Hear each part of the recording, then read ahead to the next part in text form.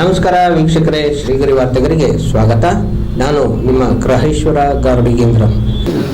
2015ರಲ್ಲಿ ನಾಯಕ student welfare federation ಅಂತ ಒಂದು ಸಂಘಟನೆ SC/STಗಳ ಮೀಸಲಾತಿಯನ್ನ ಜನಸಂಖ್ಯೆಗೆ ಅನುಗುಣವಾಗಿ ಹೆಚ್ಚಳ ಮಾಡಬೇಕು ಅಂತ ಸಂವಿಧಾನಬದ್ಧವಾದಂತ ಹಕ್ಕಿದೆ. ನಮ್ಮ ಸಮುದಾಯಗಳಲ್ಲಿ ಜನಸಂಖ್ಯೆ ಜಾಸ್ತಿ ಆಗಿದೆ. ನಮಗೆ 15% 3% ಮೀಸಲಾತಿ ಇರ್ತಕ್ಕಂಥದ್ದು 1951ರಲ್ಲಿ ಮಾಡಿರುವಂಥದ್ದು. ಇಷ್ಟು ಸುದೀರ್ಘ ಅವಧಿನಲ್ಲಿ ತುಂಬಾ ಜನಸಂಖ್ಯೆ ಹೆಚ್ಚಳ ಆಗಿದೆ, ಅನೇಕ ಜಾತಿಗಳು ಒಳಗಡೆ ಸೇರ್ಪಡೆ ಆಗಿದೆ. ಹಾಗಾಗಿ ನಮ್ಮ ಜನಸಂಖ್ಯೆಗೆ ಅನುಗುಣವಾಗಿ ಮೀಸಲಾತಿಯನ್ನ ಜಾರಿ ಮಾಡಬೇಕು ಅಂತ ಹೇಳಿ ನಾಯಕ ಸ್ಟೂಡೆಂಟ್ ವೆಲ್ಫೇರ್ ಫೆಡರೇಷನ್ ಅವರು ಹೈಕೋರ್ಟ್ಗೆ ಒಂದು ರಿಟ್ ಹಾಕ್ತಾರೆ. ಹೈಕೋರ್ಟ್ ಸೂಚನೆ ಕೊಡುತ್ತೆ, ಇದನ್ನ ಪರಿಶೀಲನೆ ಮಾಡಿ ಅಂತ. ಅಷ್ಟೊತ್ತಿಗೆ ಸಿದ್ದರಾಮಯ್ಯನವರು 3 ವರ್ಷ ಮುಖ್ಯಮಂತ್ರಿ ಆಗಿದ್ರು. 2015ರಿಂದ 2018ವರೆಗೆ 3 ವರ್ಷ ಮುಖ್ಯಮಂತ್ರಿ ಆಗಿದ್ದು. ಇದ್ರ ಬಗ್ಗೆ ಕ್ಯಾರೆ ಅನ್ನಲಿಲ್ಲ. ಇವತ್ತು ಸಾಮಾಜಿಕ ನ್ಯಾಯದ ಬಗ್ಗೆ ಮಾತಾಡ್ತಾರೆ. ನೆಕ್ಸ್ಟ್ ಸಮ್ಮಿಶ್ರ ಸರ್ಕಾರ ಬಂತು. ಸಮ್ಮಿಶ್ರ ಸರ್ಕಾರ ಬಂದಾಗ ಕುಮಾರಸ್ವಾಮಿ ಅವರು ಜಸ್ಟಿಸ್ ನಾಗಮೋಹನ್ ದಾಸ್ ಅವರ ನೇತೃತ್ವದಲ್ಲಿ ಒಂದು ಸಮಿತಿಯನ್ನ ಮಾಡಿದ್ರು. ಅದು ಏಕ ಸದಸ್ಯ ಸಮಿತಿ. ಅವರು ವರದಿ ಕೊಟ್ಟರು. ಆ ವರದಿಯ ಆಧಾರದ ಮೇಲೆ ಮೀಸಲಾತಿಯನ್ನ ಹೆಚ್ಚಳ ಮಾಡಿದ್ದು 2022ರಲ್ಲಿ. ನೀವು ಒಳ ಮೀಸಲಾತಿ ಹೆಚ್ಚಳ ಎರಡನ್ನೂ ಕನ್ಫ್ಯೂಸ್ ಮಾಡ್ಕೊಳ್ಳೋದು ಬೇಡ. ಒಳ ಮೀಸಲಾತಿ ಜನಸಂಖ್ಯೆಯನ್ನ ಪರಿಶೀಲನೆ ಮಾಡ್ಲಿಕ್ಕೆ, ಅಧ್ಯಯನ ಮಾಡ್ಲಿಕ್ಕೂ ನಾಗಮೋಹನ್ ದಾಸ್ ಅವ್ರನ್ನೇ ನೇಮಕ ಮಾಡಿದ್ದು. ಹಾಗಾಗಿ ಕನ್ಫ್ಯೂಷನ್ ಆಗ್ತಾ ಇದೆ. ಸೊ 2022ರಲ್ಲಿ ಬಸವರಾಜ ಬೊಮ್ಮಾಯಿ ಅವರು ಮುಖ್ಯಮಂತ್ರಿ ಆಗಿರುವಾಗ ಆದೇಶ ಮಾಡಿ ಸರ್ವಪಕ್ಷಗಳ ಸಭೆ ಕರೆದು ವಿಧೇಯಕವನ್ನ ಮಂಡಿಸಿ 15% ಇದ್ದಂತ ಮೀಸಲಾತಿಯನ್ನ 17 ಮಾಡಿದ್ರು. 3% ಇರ್ತಕ್ಕಂಥ ಮೀಸಲಾತಿಯನ್ನ 7% ಮಾಡಿದ್ರು. ಅದರ ಆಧಾರದ ಮೇಲೆ 2022ರಿಂದ 2025ರವರೆಗೆ ಏನ್ ಮೀಸಲಾತಿ ಹೆಚ್ಚಳ ಆಗಿದೆ, ಅದರ ಆಧಾರದ ಮೇಲೆ ಶಿಕ್ಷಣದಲ್ಲಿ ಅಂದ್ರೆ ಮೆಡಿಕಲ್, ಇಂಜಿನಿಯರಿಂಗ್, ಪ್ರೊಫೆಷನಲ್ ಕೋರ್ಸ್ಗಳಲ್ಲಿ SC/ST ಸಮುದಾಯಗಳಿಗೆ 17% ಆಧಾರದ ಮೇಲೆ ನಮಗೆ ಸೆಲೆಕ್ಷನ್ಸ್ ಆಗಿದೆ. 7% ಆಧಾರದ ಮೇಲೆ ನಮಗೆ ಸೆಲೆಕ್ಷನ್ಸ್ ಆಗಿದೆ. ಈಗ 2025ರಲ್ಲಿ ಆದಂತ ಗೊಂದಲ ಏನು ಅಂತಂದ್ರೆ, ಈ ಒಳ ಮೀಸಲಾತಿಯಲ್ಲಿ 50% ಸೀಲಿಂಗ್ ಲಿಮಿಟ್ ನ ದಾಟಿದೆ ಅಂತ ಹೇಳಿ ಹೈಕೋರ್ಟ್ ಸ್ಟೇ ಕೊಟ್ಟಿದೆ. ಇಂಟ್ರಿಮ್ ಸ್ಟೇ ಅದು. ಆ ಸ್ಟೇನ ವೆಕೇಟ್ ಮಾಡಿಸ್ಲಿಕ್ಕೆ ಒಂದು ನಯಾ ಪೈಸದ ಕೆಲಸವನ್ನು ಸಿದ್ದರಾಮಯ್ಯನವರು ಮಾಡಲಿಲ್ಲ. ನೋಡಿ, ನಿಮ್ಗೊಂದು ಮಾಹಿತಿ ಕೊಡ್ತೀನಿ. 13/8/25 ಕೋರ್ಟ್ ಅಡ್ಜರ್ನ್ ಆಗಿರೋದು 5 ಸಾರಿ. ಕೇಸು ಅಡ್ಜರ್ನ್ ಆಗಿರ್ತಕ್ಕಂಥದ್ದು 13/8/25, 23/9/25, 16/10/25, 29/10/25, 4/11/25, ಹೀಗೆ 5 ಬಾರಿ ಅಡ್ಜರ್ನ್ ಆಗಿದೆ. ಅಡ್ವೊಕೇಟ್ ಜನರಲ್ ಹೋಗಿ ಇದನ್ನ ಸಮರ್ಥನೆ ಮಾಡಬಹುದಾಗಿತ್ತು, ಮಾಡಿಲ್ಲ. ಸೊ 19/11/25ರಲ್ಲಿ ಅಡಿಷನಲ್ ಅಡ್ವೊಕೇಟ್ ಜನರಲ್ ಹೋಗಿ ಇವರೇ ಅಫಿಡವಿಟ್ ಕೊಟ್ಟಿದ್ದಾರೆ. ನಾವು 17% ಮತ್ತು 7% ಅಂದ್ರೆ 56% ರಿಸರ್ವೇಶನ್ಗೆ ನಾವು ನೇಮಕಾತಿ ಮಾಡಲ್ಲ. 6% ಅನ್ನ ಬ್ಯಾಕ್ಲಾಗ್ ಇಟ್ಕೊಂಡು 50%ಗೆ ರಿಕ್ರೂಟ್ಮೆಂಟ್ ಮಾಡ್ತೀವಿ ಅಂತ ಇವರೇ ಅಫಿಡವಿಟ್ ಕೊಟ್ಟಿದ್ದಾರೆ.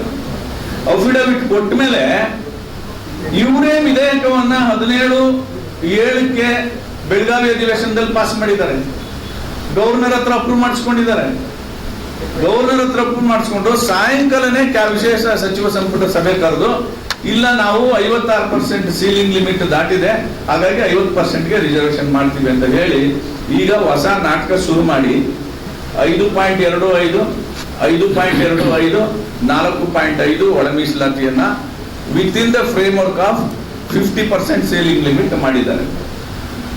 ಈಗ ನಮ್ಮ ಪ್ರಶ್ನೆ ಏನು ಅಂದ್ರೆ, ಇಷ್ಟೆಲ್ಲ ಅನಾಹುತ ಮಾಡ್ಬಿಟ್ಟು ಏನ್ ಹೇಳ್ತಾ ಇದ್ದಾರೆ? ಈಗ ಉಗ್ರಪ್ಪನವರ ನೇತೃತ್ವದಲ್ಲಿ ಬಂದು ಏನ್ ಹೇಳ್ತಾ ಇದ್ದಾರೆ ಎಲ್ಲ ಕಡೆ, ಈ 50% ಸೀಲಿಂಗ್ ಲಿಮಿಟ್ ಅನ್ನ ದಾಟಬೇಕು ಅಂತಂದ್ರೆ ನೀವು ಶೆಡ್ಯೂಲ್ 9ಗೆ ಈ ಆಕ್ಟ್ ಅನ್ನ ಸೇರಿಸಬೇಕು ಅಂತ. ಶೆಡ್ಯೂಲ್ 9 ಯಾತಿಗೋಸ್ಕರ ಮಾಡಿದ್ದು ಅಂತಂದ್ರೆ ನ್ಯಾಷನಲ್ ಸೆಕ್ಯೂರಿಟಿ ಲ್ಯಾಂಡ್ ರಿಫಾರ್ಮ್ಸ್ ಅಂತಹ ಮೂಲಭೂತ ವಿಚಾರಗಳನ್ನ ಶೆಡ್ಯೂಲ್ 9 ಅಲ್ಲಿ ಹಾಕ್ಬೇಕು. ರಿಸರ್ವೇಶನ್ ನ ಶೆಡ್ಯೂಲ್ 9 ಅಲ್ಲಿ ಹಾಕ್ತಾರಲ್ಲ, ಹಾಗಾಗಿ ಕೋರ್ಟ್ ಪ್ರಶ್ನೆ ಮಾಡಕ್ಕಾಗಲ್ಲ ಅನ್ನುವಂಥದ್ದು ಇಲ್ಲ ಅಂತ 2007ರಲ್ಲಿ ಸುಪ್ರೀಂ ಕೋರ್ಟ್ ಆದೇಶ ಮಾಡಿದೆ. ಈಗ 69% ತಮಿಳುನಾಡಲ್ಲಿ ರಿಸರ್ವೇಶನ್ ಜಾಸ್ತಿ ಆಗಿದೆಯಲ್ಲ, ಅದು ಕೂಡ ಈಗ ಕೇಸ್ ಪೆಂಡಿಂಗ್ ಇದೆ. ಹಾಗಾಗಿ ಶೆಡ್ಯೂಲ್ 9ಗೆ ಹಾಕ್ಬೇಕು ಬಿಡ್ಬೇಕು ಅನ್ನೋದನ್ನ ಒಂದ್ ಕಡೆ ಇಟ್ಟು, ಈಗ ಸ್ಟೇ ಆಗಿದೆಯಲ್ಲ ಕೋರ್ಟ್ ಅಲ್ಲಿ, ಸ್ಟೇ ವೆಕೇಟ್ ಮಾಡಿ. ಸ್ಟೇ ವೆಕೇಟ್ ಮಾಡಿಸ್ಲಿಕ್ಕೆ ಆಧಾರ ಇದೆ. 22ರಿಂದ 25ರವರೆಗೆ 3 ವರ್ಷಗಳು 17% ಮತ್ತು 7%ಗೆ ರಿಸರ್ವೇಶನ್ ನ ತಗೊಂಡಿದ್ದಾರೆ SC/ST ಮಕ್ಕಳು. ಶಿಕ್ಷಣದಲ್ಲಿ, ಉದ್ಯೋಗದಲ್ಲಿ ಇದನ್ನ ಕೊಡ್ಬೇಕು ಅಂತ ಹೇಳಿ ನೀವು ವಾದ ಮಾಡ್ಬೇಕು. ನಿಮ್ಗೆ ಹೇಳ್ತೀನಿ ಸ್ನೇಹಿತರೆ, SC/ST ರಿಸರ್ವೇಶನ್ ನ ಜಾಸ್ತಿ ಮಾಡಿದ್ರೆ ಯಾವ ಕೋರ್ಟ್ ಪ್ರಶ್ನೆ ಮಾಡಲ್ಲ. ಛತ್ತೀಸ್ಗಢಲ್ಲಿ ಜಾಸ್ತಿ ಇದೆ, ಜಾರ್ಖಂಡ್ ಅಲ್ಲಿ ಜಾಸ್ತಿ ಇದೆ, ಯಾವ ಕೋರ್ಟ್ ಪ್ರಶ್ನೆ ಮಾಡಿಲ್ಲ. ಇಲ್ಲಿ ಮಾತ್ರ ಯಾಕೆ ಪ್ರಶ್ನೆ ಮಾಡ್ತಾ ಇದೆ ಅಂದ್ರೆ ನಮ್ಮ ಸರ್ಕಾರ ಹೋಗಿ ಸಮರ್ಥನೆ ಮಾಡ್ಕೊಂಡಿಲ್ಲ, ಸರಿಯಾಗಿ ಸಮರ್ಥನೆ ಮಾಡ್ಕೊಂಡಿಲ್ಲ ಆಧಾರ ಕೊಟ್ಟು. ಹಾಗಾಗಿ ಸ್ಟೇ ಇದೆ. This is also temporary stay. ಆದ್ರಿಂದ ನಾವು ಸರ್ಕಾರಕ್ಕೆ ಈಗ SC/ST ಸಮುದಾಯಗಳೆಲ್ಲ ಸೇರಿ ಇವತ್ತು ಬೆಳಿಗ್ಗೆ ಶ್ರೀರಾಮುಲು ಅವರ ನೇತೃತ್ವದಲ್ಲಿ ಒಂದು ಸಭೆ ಆಗಿದೆ. ನಾವು ಮಾನ್ಯ ಮುಖ್ಯಮಂತ್ರಿಗಳನ್ನ ಎಲ್ಲರೂ ಹೋಗಿ ಭೇಟಿ ಮಾಡ್ತೀವಿ. ಕೋರ್ಟ್ ಅಲ್ಲಿ ಏನ್ ಸ್ಟೇ ಇದೆ ಅದನ್ನ ವೆಕೇಟ್ ಮಾಡಿಸಿ. ನಮ್ಮ ಮಕ್ಕಳಿಗೆ ಶಿಕ್ಷಣದಲ್ಲಿ ಹೇಗೆ 6% ಹೆಚ್ಚುವರಿ ಸಿಕ್ಕಿದೆ, ಉದ್ಯೋಗದಲ್ಲೂ ಸಿಕ್ಬೇಕು. ಈಗ 56,432 ಪೋಸ್ಟ್ಗಳನ್ನ ರಿಕ್ರೂಟ್ ಮಾಡ್ತೀವಿ ಅಂತ ಹೋಗ್ತಾ ಇದ್ದಾರೆ. 6% ರೆಡ್ಯೂಸ್ ಆದ್ರೆ ನಮ್ಮ ಮಕ್ಕಳಿಗೆ ಲಾಸ್ ಆಗೋದು ಎಷ್ಟು ಅಂತಂದ್ರೆ, SC/ST ಮಕ್ಕಳಿಗೆ 3,600 ಪೋಸ್ಟ್ ಕಡಿಮೆ ಆಗ್ತದೆ. ಹೇಗೆ ಸ್ಯಾಕ್ರಿಫೈಸ್ ಮಾಡ್ಬೇಕು ಇದನ್ನ? ಹಾಗಾಗಿ ಕೋರ್ಟ್ ಅಲ್ಲಿ ಇರ್ತಕ್ಕಂಥ ಸ್ಟೇನ ವೆಕೇಟ್ ಮಾಡಿಸಿ ಈ ಆದೇಶನ ಒಪ್ಪಿಸಿ ಕೋರ್ಟ್ಗೆ ಅಂತ ಒತ್ತಾಯ ಮಾಡ್ತಾ ಇದ್ದೀವಿ. ಎಕನಾಮಿಕಲಿ ಬ್ಯಾಕ್ವರ್ಡ್ ರಿಸರ್ವೇಶನ್ ಅಲ್ಲ, ಸೋಷಿಯಲಿ ಎಜುಕೇಶನಲಿ ಬ್ಯಾಕ್ವರ್ಡ್ ಕ್ಲಾಸಸ್ಗೆ ಪಾಪ್ಯುಲೇಷನ್ ಬೇಸಿಸ್ ಮೇಲೆ ಕೊಡಬೇಕು ಅಂತ. ST ಮೀಸಲಾತಿ ಕಡಿತಗೊಳಿಸಿರೋದು ಸಾಮಾಜಿಕ ನ್ಯಾಯ ಅಲ್ಲ, ಸಾಮಾಜಿಕ ಅನ್ಯಾಯ. ಯಾಕೆ ಅಂದ್ರೆ ಸಂವಿಧಾನಬದ್ಧವಾಗಿ ಮೀಸಲಾತಿಯನ್ನ ಡಾಕ್ಟರ್ ಅಂಬೇಡ್ಕರ್ ಅವರು ಕೊಟ್ಟಿದ್ದು SC/STಗಳಿಗೆ ಬೇಸ್ಡ್ ಆನ್ ದಟ್ ಪಾಪ್ಯುಲೇಷನ್. ಯಾವ ರಾಜ್ಯದಲ್ಲಿ ಎಷ್ಟು ಜನಸಂಖ್ಯೆ ಇದೆ ಆ ಜನಸಂಖ್ಯೆಗೆ ಅನುಗುಣವಾಗಿ ಮೀಸಲಾತಿನ ಕೊಡಬೇಕು. ಕರ್ನಾಟಕದಲ್ಲಿ ನಾವು SC ಮೀಸಲಾತಿ 15 ಇದ್ದಿದ್ದನ್ನು 17% ಏರಿಸಿದ್ದು ಕೂಡ ಬೇಸ್ಡ್ ಆನ್ ದಟ್ ಪಾಪ್ಯುಲೇಷನ್. ಹಾಗೇನೆ ST ಮೀಸಲಾತಿಯನ್ನ 3 ಇದ್ದದನ್ನ 7% ಏರಿಸಿದ್ದು ಕೂಡ ಬೇಸ್ಡ್ ಆನ್ ದಟ್ ಪಾಪ್ಯುಲೇಷನ್, ಜನಸಂಖ್ಯೆ ಆಧಾರಿತವಾಗಿ. ಇದು ಮ್ಯಾಂಡೇಟರಿ. ಒಂದು ನಿಮಿಷ ಉಳಿದ ಮೀಸಲಾತಿ ಏನಿದೆ ಅದು ಮ್ಯಾಂಡೇಟರಿ ಅಲ್ಲ, ಅದು ಆಪ್ಷನ್. ಉಳಿದ ಮೀಸಲಾತಿ ಅದು ಆಪ್ಷನ್. SC/ST ಅದು ಮ್ಯಾಂಡೇಟರಿ, ಕೊಡಲೇಬೇಕು. ಅದರೊಳಗೆ ಕಾಂಪ್ರಮೈಸ್ ಆಗಕ್ಕಾಗಲ್ಲ. SC/ST ಮೀಸಲಾತಿನಲ್ಲಿ ನೀವು ಬೇರೆ ಮೀಸಲಾತಿಯಲ್ಲಿ ಕಾಂಪ್ರಮೈಸ್ ಆಗ್ಬೋದು, ಅದು ಆಪ್ಷನ್. ಅದು ಇದರಲ್ಲಿ ಇದು ಕಂಪಲ್ಸರಿ. ಹಾಗಿದ್ದಾಗಲೂ ಕೂಡ SC/ST ಮೀಸಲಾತಿಯನ್ನು ಕಡಿತಗೊಳಿಸುವ ನಿರ್ಣಯ ಅದು ಸಾಮಾಜಿಕ ಅನ್ಯಾಯ. ಅದಕ್ಕೆ ನಮ್ಮ ಆಗ್ರಹ ಇದೆ, ಸಾಮಾಜಿಕ ಅನ್ಯಾಯದ ಒಂದು ಖಳನಾಯಕರು ನೀವು ಆಗಬೇಡಿ. ನೀವು SC/ST ಮೀಸಲಾತಿಯನ್ನು ಜನಸಂಖ್ಯೆಗೆ ಅನುಗುಣವಾಗಿ BJP ಸರ್ಕಾರ ಏನು ಹೆಚ್ಚಳ ಮಾಡಿತ್ತು ಆ ರೀತಿ ಹೆಚ್ಚಳ ಮಾಡಿ ಅಂತ ಆಗ್ರಹಿಸ್ತೇನೆ. ಒಂದು ನಿಮಿಷ, ಇವರ ಮೇಲೆ ಇರುವಂಥ ಚಾಲೆಂಜ್ ಏನು? 50% ಸೀಲಿಂಗ್ ಲಿಮಿಟ್. 50%ಗೆ ನೀವು SC/STನೇ ಯಾಕೆ ಕಡಿತಗೊಳಿಸ್ಬೇಕು? ಇದನ್ನೇ ಯಾಕೆ ಕಡಿತಗೊಳಿಸ್ಬೇಕು? ಇದು ಮ್ಯಾಂಡೇಟ್ರಿ. ಇದು ನಿಮಗೆ ರಿಲಿಜಿಯಸ್ ರಿಸರ್ವೇಶನ್ ಅನ್ನ ಸಂವಿಧಾನ ರಚನಾ ಸಂದರ್ಭದಲ್ಲಿ ಮೀಸಲಾತಿ ಕೊಡಬೇಕು ಅಂದಾಗ ಸ್ಪಷ್ಟವಾಗಿ ನಿರಾಕರಿಸುತ್ತಾರೆ ಸಂವಿಧಾನ ಶಿಲ್ಪಿ ಅಂಬೇಡ್ಕರ್ ಅವರು. ಸಂವಿಧಾನ ಸಭೆ ರಿಜೆಕ್ಟ್ ಮಾಡಿದೆ ರಿಲಿಜಿಯಸ್ ರಿಸರ್ವೇಶನ್. ನೀವು ಮುಸ್ಲಿಂ ಅನ್ನ ಕ್ಯಾಸ್ಟ್ ಅಂತ ಕನ್ಸಿಡರ್ ಮಾಡ್ತೀರೋ, ರಿಲಿಜನ್ ಅಂತ ಕನ್ಸಿಡರ್ ಮಾಡ್ತೀರೋ? ಮುಸ್ಲಿಂ ಒಳಗಡೆ ಇರುವಂತ ಯಾವುದೋ ಒಂದು ಸಬ್ಸೆಕ್ಟ್ ಅನ್ನ ನೀವು ಕ್ಯಾಸ್ಟ್ ಅಂತ ಕನ್ಸಿಡರ್ ಮಾಡಬಹುದು. ಆದ್ರೆ ಹೋಲ್ಸೇಲ್ ಆಗಿ ಎಂಟೈರ್ ಮುಸ್ಲಿಮ್ಸ್ ಅನ್ನ ನೀವು ರಿಲಿಜನ್ ಅಂತ ಕನ್ಸಿಡರ್ ಮಾಡ್ತೀರೋ, ಕ್ಯಾಸ್ಟ್ ಅಂತ ಕನ್ಸಿಡರ್ ಮಾಡ್ತೀರೋ? ನೀವು ಒಂದು ಕಡೆ ರಿಲಿಜನ್ ಕೋಟಾದಲ್ಲೂ ಬೆನಿಫಿಟ್ ಕೊಡ್ತೀರಿ, ಇನ್ನೊಂದು ಕಡೆ ಕ್ಯಾಸ್ಟ್ ಕೋಟಾದಲ್ಲೂ ಬೆನಿಫಿಟ್ ಕೊಡ್ತೀರಿ. ಹಾಗಾಗಿ ನೀವು ಕಡಿತಗೊಳಿಸಬೇಕಾಗಿದ್ದು ಸಂವಿಧಾನ ಬಾಹಿರವಾಗಿರ್ತಕ್ಕಂಥ ಮೀಸಲಾತಿಯನ್ನು ಕಡಿತಗೊಳಿಸಬೇಕಾಗಿತ್ತು. ನಿಮಗೆ 50% ಒಳಗೆ ತರಬೇಕು ಅಂತ ಇದ್ರೆ ನಿಮ್ಮ ಹತ್ರ ಅವಕಾಶ ಇತ್ತು. ಸಂವಿಧಾನ ಬಾಹಿರವಾಗಿರ್ತಕ್ಕಂಥ ರಾಜಕೀಯ ಮೀಸಲಾತಿ ಏನಿದೆ, ಮತ ಬ್ಯಾಂಕ್ ಆಧಾರಿತವಾಗಿರ್ತಕ್ಕಂಥ ಮೀಸಲಾತಿ ಏನಿದೆ, ಅದನ್ನು ಕಡಿತಗೊಳಿಸಬೇಕಾಗಿತ್ತು. ನೀವು ಮೀಸಲಾತಿ ಕಡಿತಗೊಳಿಸಿದ್ದು ಯಾವುದನ್ನ?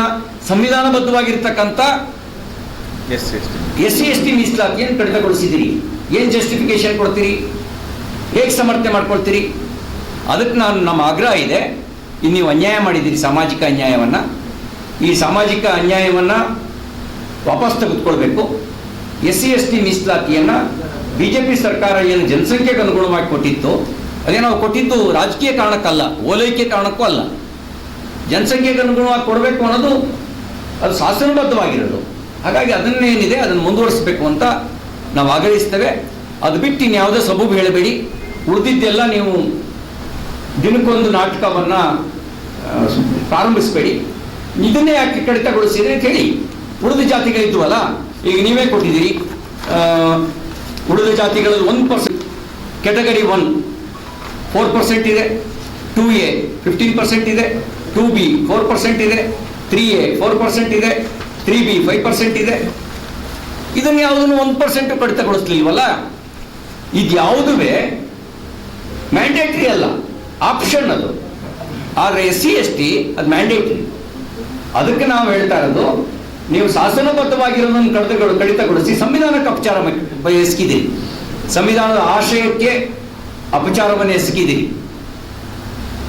ಶಾಸನಬದ್ಧವಾಗಿರೋದನ್ನು ಕಡಿತಗೊಳಿಸಿ. ಹಾಗಾಗಿ ಇದನ್ನು ವಾಪಸ್ ತಗೊಳ್ಳಿ. ಸಾಮಾಜಿಕ ಅನ್ಯಾಯವನ್ನು ಮಾಡಬೇಡಿ. ಸಾಮಾಜಿಕ ನ್ಯಾಯ ಅಂದರೆ ಸಂವಿಧಾನಬದ್ಧವಾಗಿರೋ ಮೀಸಲಾತಿಯನ್ನು ಕೊಡಲೇಬೇಕಾಗಿರೋದು, ಅದನ್ನು ಕೊಡಿ. ನೀವು SC/ST ಅಲ್ಲದೆ ಇರೋ ಮೀಸಲಾತಿ ಕಡಿತಗೊಳಿಸಿ. ನೀವು ರಿಲಿಜಿಯಸ್ ರಿಸರ್ವೇಶನ್ ಅನ್ನ ಸಂವಿಧಾನ ರಚನಾ ಸಮಿತಿ ಒಪ್ಕೊಂಡಿರ್ಲಿಲ್ಲ, ಹೇಗೆ ಕೊಟ್ಟಿದ್ರಿ?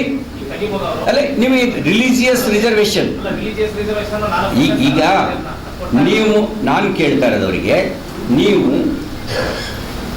ಡಾಕ್ಟರ್ ಬಾಬಾ ಸಾಹೇಬ್ ಅಂಬೇಡ್ಕರ್ ಅವರ ವಿಚಾರದ ಬಗ್ಗೆ ಗೌರವ ಇರೋದಾದ್ರೆ, ಅವರು ಕೊಟ್ಟ ಸಂವಿಧಾನದ ಆಶಯಕ್ಕೆ ತಕ್ಕಂತೆ ನಡ್ಕೊಳ್ಳೋದಾದ್ರೆ, ಬಾಬಾ ಸಾಹೇಬ್ ಅಂಬೇಡ್ಕರ್ ಅವರು ರಿಲಿಜಿಯಸ್ ರಿಸರ್ವೇಶನ್ ಅನ್ನು ರಿಜೆಕ್ಟ್ ಮಾಡಿದ್ರು. ನೀವು ಹೇಗೆ ಅದನ್ನು ಪ್ರಮೋಟ್ ಮಾಡ್ತೀರಿ? ನಿಮ್ಗೆ ಅಂತ ಸಂದಿಗ್ಧ ಬಂದಾಗ ನಿಮಗೆ SC/ST ಮೀಸಲಾತಿ ಕಿತ್ಕೊಳ್ಳೋ ಅಧಿಕಾರ ಇಲ್ಲ.